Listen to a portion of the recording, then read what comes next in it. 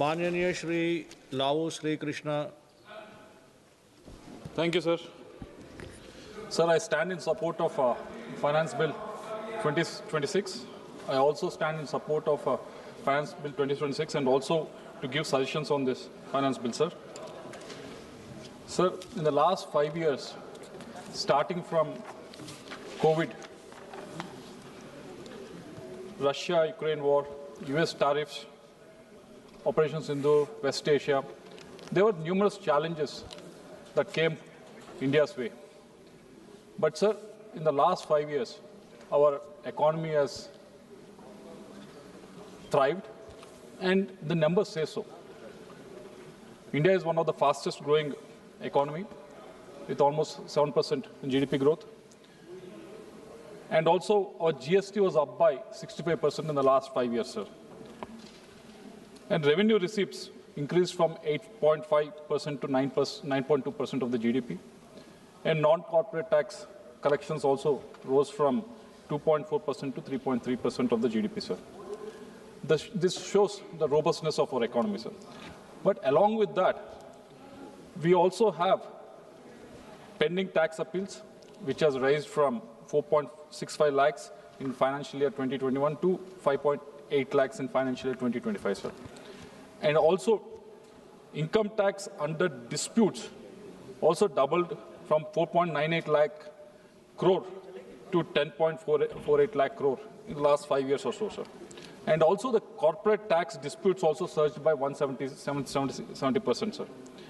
Sir, this shows our economy is thriving, our economy is booming, but at the same time, the disputes and the appeals are also growing.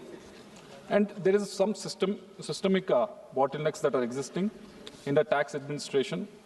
They require some sort of a solution so that these bottlenecks can be removed. Sir, before the budget was placed before the House, Honorable Prime Minister has asked us, this budget is not just prepared with the consultation of few of the ministers or the MPs, but this budget should be prepared in consultation of the people on the ground. So please reach out to the people on the ground, take their suggestions, and send those suggestions to us so that we can.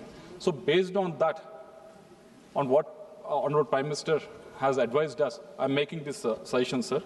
The first one is the procedural changes. The second one is the institutional changes.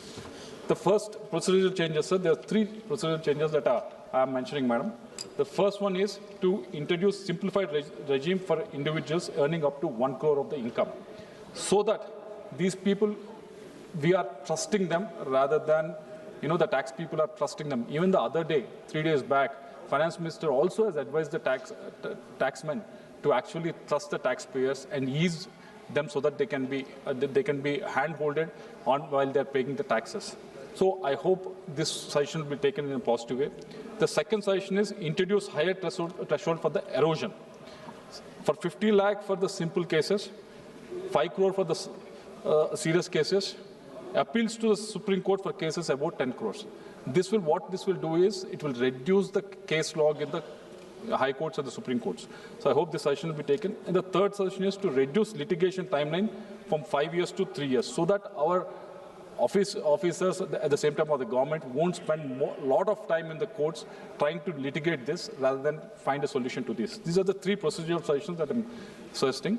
And the institutional changes that I'm suggesting is, the first one is expansion of dispute resolution panel with a mandated 9-month timeline, so that this dispute resolution panel can reduce the caseload that will be put on High Courts and Supreme Courts. No, not everyone has to go to the courts. This dispute resolution panel can actually solve them.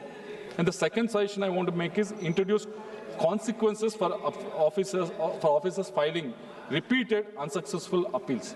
There is a sort of atmosphere that is created among the officers that raising a dispute itself is them doing the work. This will not help the government. This will not help the taxpayer also. This will only increase the caseload, and this will create a friction between the government and the businesses and the taxpayer. So for this to be reduced, so if there is an introduction of introduction of these consequences, if they have to face the consequences if they file the unsuccessful appeals, then it will be reduced, ma'am. And the third request is to mandate the department to withdraw appeals within 2 months in cases where legal questions were clearly settled in the courts.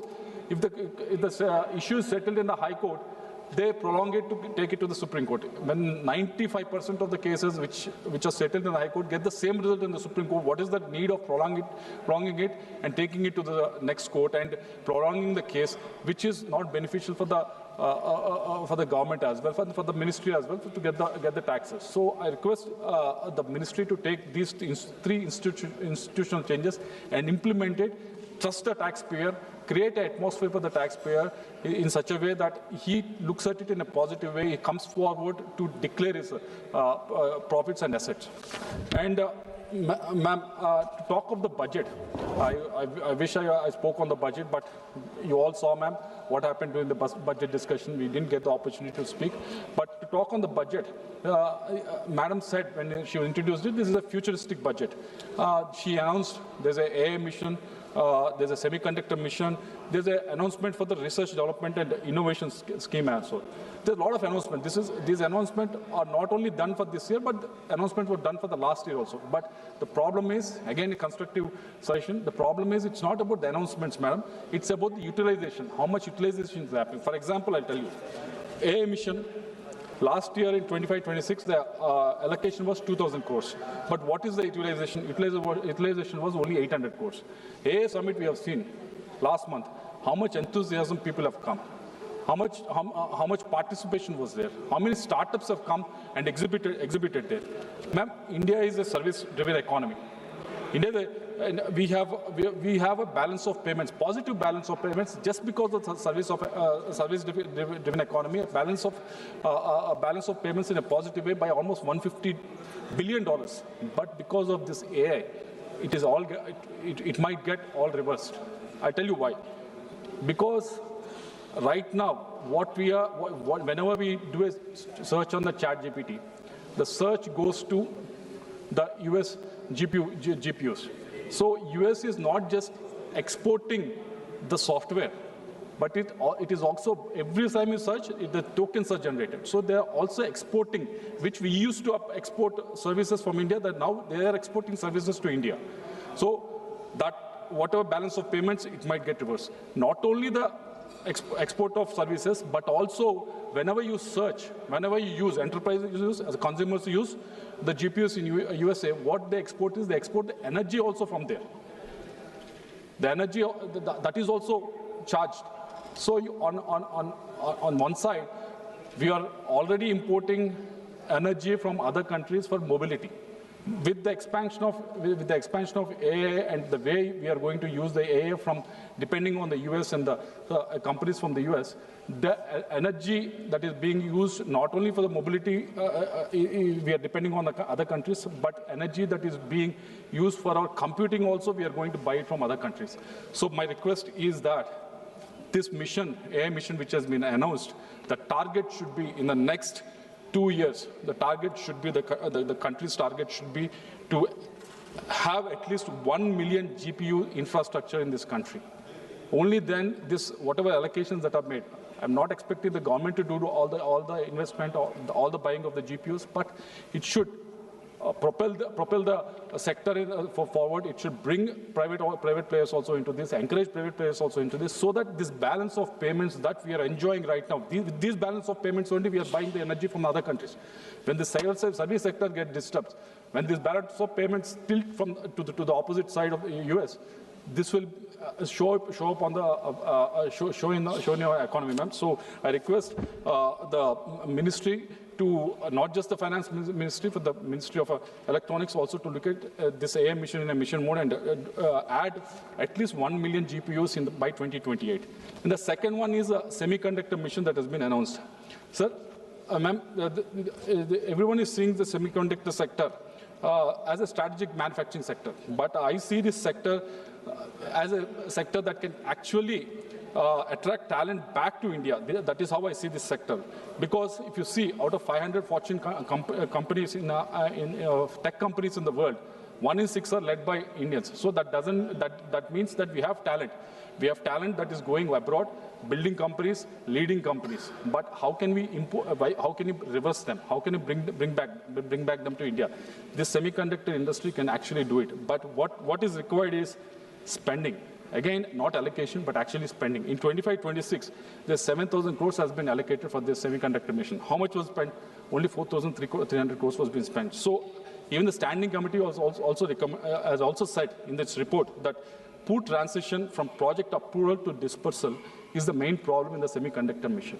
Ma'am, for anyone to come back to India and lead this sector, this needs a lot of talent coming back from India. For anyone to come back and lead this, no one wants to come back for a job. No one wants to come back for a salary. If they come back to India, they want to lead a company, build a company, own a company.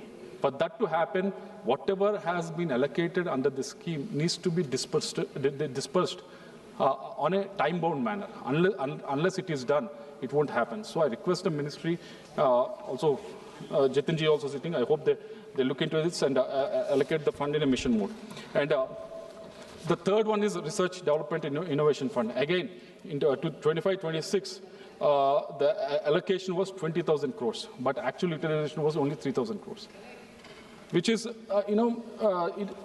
this is when the research, when you allocate and you don't spend, it doesn't show that year the results that it will show in the years to come. Say, for example, I give you with regards to ISRO. ISRO has done tremendous work in this country. They have built defenses for this country, the satellites for this country. But the satellite that is being built by ISRO, that is being launched by ISRO, is still 50 to 55%. That in their website, it's showing 50 to 55% of the components that are being used in the satellites launched by ISRO are imported from other countries. For 75 years, they're doing tremendous job for the country, but still that sector is only evolved to that extent. It's because unless you spend on research, unless whatever is allocated for the research is spent, the sector won't grow. These are all the sectors that what I mentioned, unlike road, rail, okay, they might wait for a year or two, but these are the sectors, unless you actually spend the amount,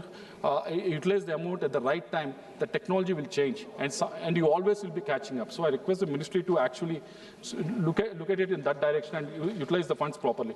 Ma'am, I'll give you one example. What happens when government has the intent, but bureaucracy doesn't buy it, or bureaucracy doesn't implement it. Polavaram project in Andhra Pradesh. It is a lifeline of Andhra Pradesh. It is supposed to irrigate lakhs of acres. It is supposed to give water to lakhs of houses in our state, ma'am. But what has happened? Recently, there's a CAG report that has come out. Ma'am, in that CAG report, if you look at, if anyone looks at it, on the page number 11, ma'am, Polavaram project, everyone wants it. State government people in Andhra Pradesh want it. Central government is supporting it. The last 2 minutes, central government is supporting it. People in Andhra Pradesh are asking for it. But what has happened from 2019 to 24, I explain.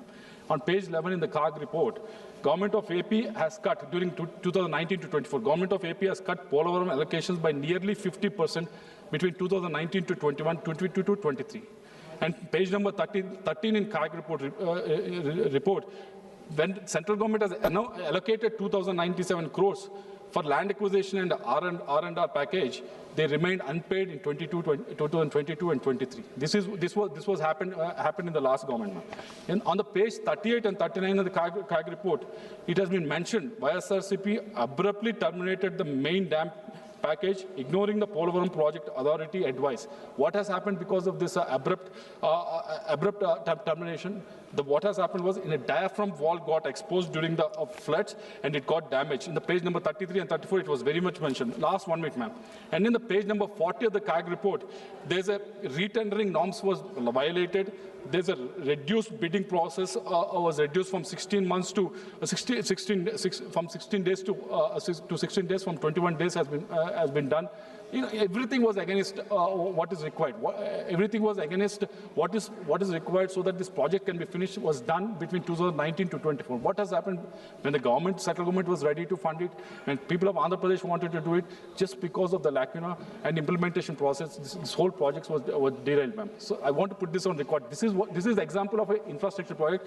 If if missions like AI and semiconductors are not taken seriously on a mission mode, it will go in the same way. That is my crux of it, ma'am. Ma'am, in the conclusion, ma'am, what I request is that tax dispute mechanisms which I've suggested need to be improved, and also the balance of payments that I requested, that service which we are earning to the services need to be made sure that they remain positive. For that, we need to have a proper strategy. And also, the last and final request is don't just allocate funds, but actually make sure that work with the state governments, work with the bureaucracy, mainly with the bureaucracy, to make sure the utilizations happen on the ground, ma'am. Thank you. माननीय सदस्य Shri Pappu Yadav. Sir, as I said, this scheme has been categorized into two, tribal and non-tribal areas. And majority of the tribal population comes also under aspirational districts, sir. The criteria established was the growth of rural population, the presence of economic clusters, presence of religious and tourism significance, and proximity to transport corridors. And also in tribal areas, what is the tribal literacy rate? What is the decade growth in tribal population? And what is the growth in rural population? So based on this criteria, only two categories have been done at that time, sir. As I said earlier, the scheme has been discontinued in the year 2000. However, to complete the incomplete works, the scheme was extended for 2 years until 2022. And we have no further plans to do this because there are so many other centrally sponsored schemes that are serving aspirational districts and all the other tribal areas, sir.